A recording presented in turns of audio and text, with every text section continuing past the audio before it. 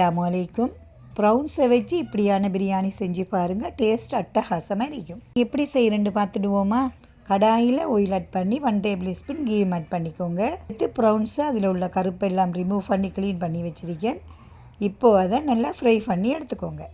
அடுத்து அதே ஆயில்லையே 3 medium size வெங்காயத்தை நல்லா ப்ரௌன் கலர் வரும் வரைக்கும் வதக்கி எடுத்துக்கோங்க. கூடவே இஞ்சி பூண்டு பேஸ்ட், பட்டை, ஏலக்காய், கறிவேப்பிலை ரொம்ப சேர்த்து நல்லா வதக்கிட்டு கூடவே 2 மீடியம் சைஸ் தக்காளி சேர்த்துக்கோங்க. இதோட கொஞ்சமாக மஞ்சத்தூள், 1½ table spoon Kashmiri chilli powder, 1/2 teaspoon biryani masala, 1 table spoon coriander powder சேர்த்து நல்லா வதக்கிக்கோங்க. சென்றபடியாக ஓவர் ஸ்பைஸஸ் சேர்க்கல.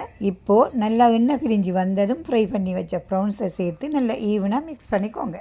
அடுத்து லேயர் பண்ணுறதுக்காக ஒரு பவுலில் ட்ரான்ஸ்ஃபர் பண்ணிவிட்டு நான் வீடியோவில் காமிக்கிற மாதிரி லேயர் பண்ணிக்கோங்க.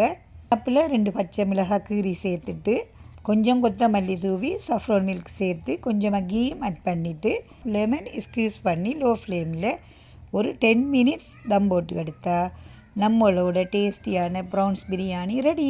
கண்டிப்பாக இந்த பிரியாணியை ட்ரை பண்ணி பாருங்கள். அப்படியே நம்ம சேனலை மறக்காமல் ஃபாலோ பண்ணுங்க.